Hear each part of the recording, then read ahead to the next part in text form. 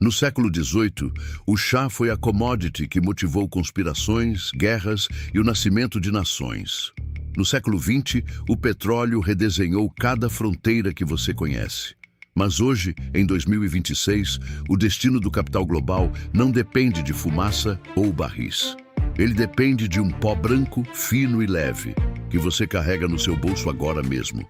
O lítio não é apenas um componente químico, ele é o hardware da nova ordem financeira. Mas aqui está o que as montadoras e os governos estão tentando esconder de você.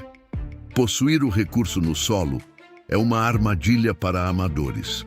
A verdadeira fortuna e o verdadeiro poder de veto sobre a economia mundial está em quem controla o gargalo industrial.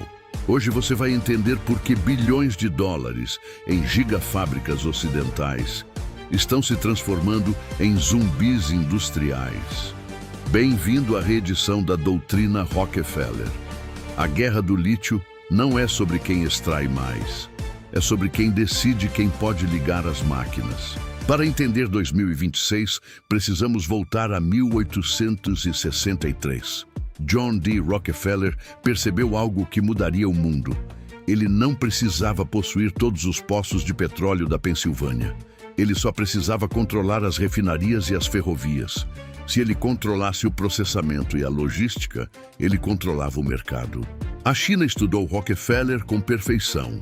Enquanto o Ocidente passava a última década debatendo a moralidade da mineração e burocracias ambientais, Pequim agiu como um arquiteto de eficiência letal.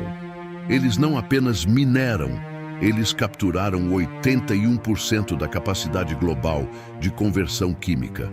Isso significa que mesmo que você minere lítio na Austrália ou em Nevada, a estrada para a bateria do seu carro quase sempre passa por uma refinaria chinesa. E em outubro de 2025, o jogo mudou. A China impôs uma jurisdição extraterritorial. Se um produto contém apenas 0,1% de componentes de origem chinesa, Pequim agora exige licenças de exportação. Você percebe o perigo? O interruptor que pode desligar a produção da Tesla ou da Volkswagen agora está em uma mesa em Pequim. Cerca de 60% das reservas mundiais estão concentradas no chamado Triângulo do Lítio, Argentina, Chile e Bolívia. Mas, em 2026, esses três países contam histórias de futuro completamente diferentes. Na Argentina, observamos um fenômeno de aceleração agressiva. Sob as políticas de Javier Milei e o regime RIGI, o país tornou-se o destino preferencial de capital, com projeções de crescimento de suprimentos superiores a 60% apenas este ano. A Argentina entendeu que a liquidez e a segurança jurídica são tão importantes quanto a geologia. O Chile, por outro lado, vive um dilema de nacionalismo de recursos. A estratégia estatal de Gabriel Boric, exigindo controle majoritário em projetos estratégicos, criou uma rigidez que assusta o investidor de longo prazo. Enquanto o Chile hesita, o capital flui para o outro lado dos Andes. Então, temos a Bolívia, o maior depósito do mundo no Salar de Uyuni, 23 milhões de toneladas. E, no entanto, em 2026, sua produção continua marginal. Por quê? Porque a Bolívia tentou emular o modelo de soberania total sem possuir a máquina de escala ou a tecnologia para lidar com impurezas químicas, como o alto teor de magnésio. A Bolívia é o lembrete amargo de que ter o tesouro no chão não significa nada se você não tem a chave da refinaria. Aqui está o loop que está sendo fechado agora, a tecnologia DLE, ou extração direta de lítio.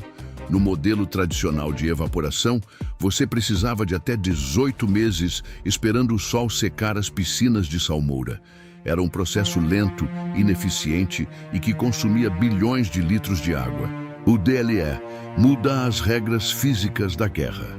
Ele permite extrair o lítio em questão de horas, com taxas de recuperação que saltam de 40% para até 95%. 2026 é o ano do tudo ou nada para o DLE. Se ele escalar comercialmente, como está acontecendo nos projetos Rincon e Fênix na Argentina, a dependência geográfica dos grandes salares diminui. Por que isso importa para você? Porque o DLE permite extrair lítio de águas termais na Europa e de poços de petróleo abandonados nos Estados Unidos. É a tentativa do Ocidente de quebrar o gargalo chinês.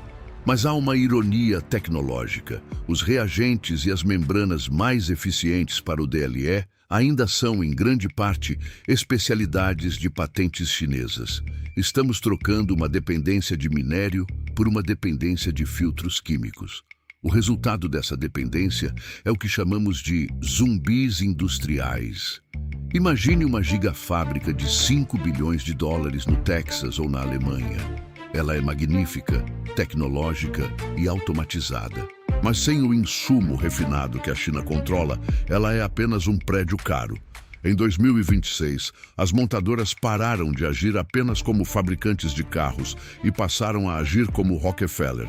A Tesla fechou um acordo histórico de 4,3 bilhões de dólares com a LG Energy Solution para produzir células de LFP em Michigan, fugindo das tarifas e garantindo que seu hardware de energia, o Megapack 3, tenha uma cadeia onshore. A GM e a Volkswagen estão seguindo o mesmo caminho, investindo diretamente em minas como Thacker Pass, em Nevada. Elas não estão apenas comprando lítio, elas estão tentando garantir o frete e o poder de veto.